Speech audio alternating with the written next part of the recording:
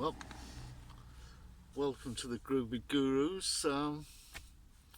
I'm Groover, I'm Guruji, and the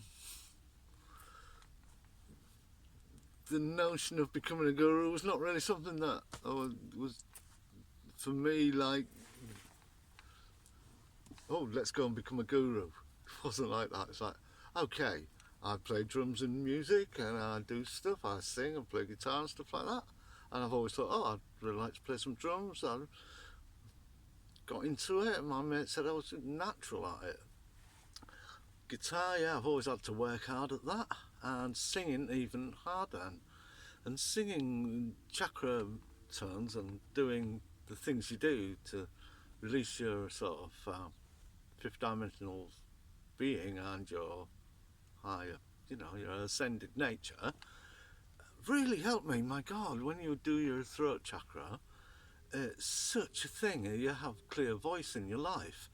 It's a great relief to me. I was terribly shy as a kid, really. Everybody's like in my life has been trying to help me become a better whatever I'm supposed to become, and they chuck things at me, educational material and stuff, right? I process it as best I can. I'm an older person now, and it's not always what I want to think, and I'm quite sort of stuck in my ways in what I think like.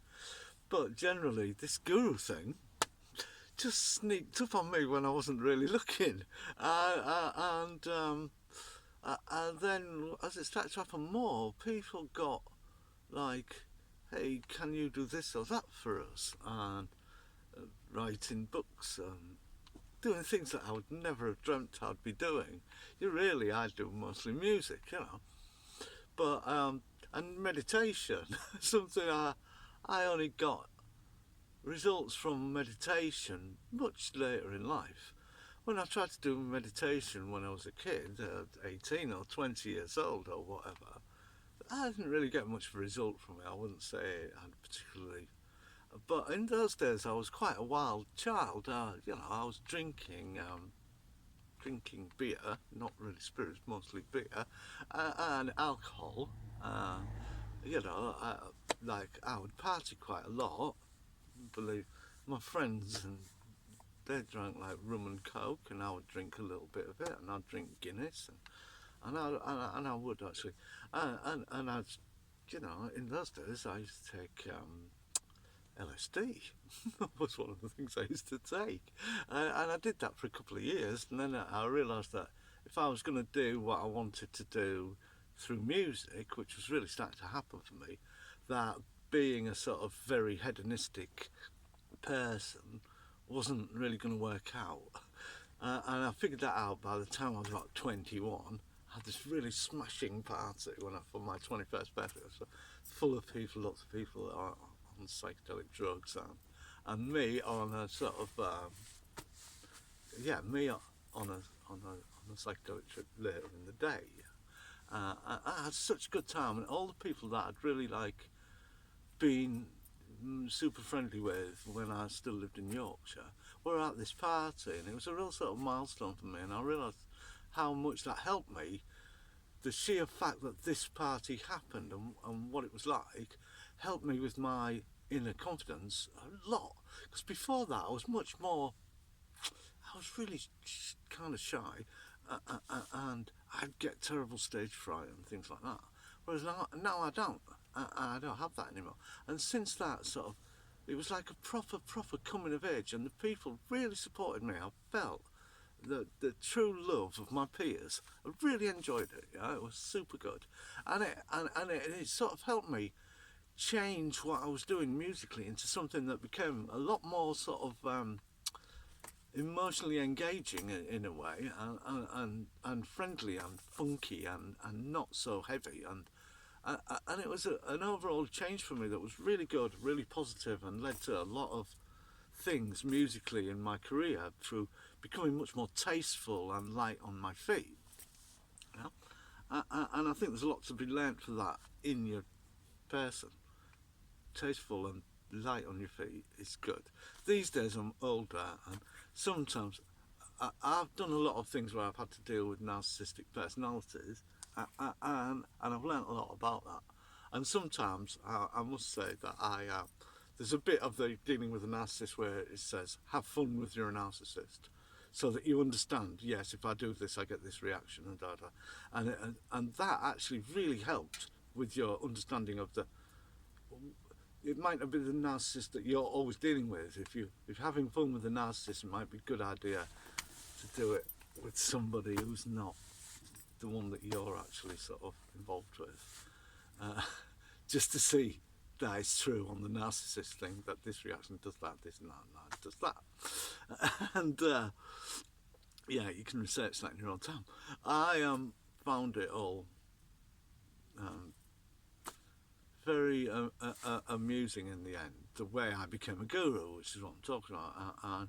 And what really happened was, I have a friend who's she's quite a psychedelic person. I gave up all kinds of any sort of that kind of thing when pretty soon after I, like by the time I was 22, I'd given up most of it, and that made it like so that it had affected me. It had sort of made me more like a West Coast type of person than I would have been if I hadn't done that. I was much more of a rock kid before I did that, and it really helped me to reinvent myself and step out of my normal peer group into it's a much more sort of rarefied bunch of thinkers, really. But I couldn't stick it, and the drug itself became quite strange for a while. I couldn't hack that, really. I'm a much more sort of centred sort of person, really, compared to my friends, what they were like. I enjoyed it, but it was all a little bit too hectic for me, I thought. And yeah, I did actually totally give it up in the end. So then I'm like, drumming. I mean, in the world of spirituality, drumming is just everywhere. They all do drumming, you know. They do the drama-induced drumming, I call it. They are mad, atonal drumming, non-rhythmic drumming, and stuff. But in the study of drumming, it says that the percussive effect of the drum releases an endorphin reaction from your solar plexus, and that gives you a head pleasure, and it's a bit like a big hug, or it's a proper endorphin reaction. And you don't have to be particularly good at drumming for this reaction to happen. And so you could be the chunky boy drummer and it's fine. You still get the feeling. And the drum circles, when they have their djembes and they make a big circle and they're getting the feeling big time. That way of doing it, because the djembe is right there and it goes straight into your solar plexus. It's just great. And I do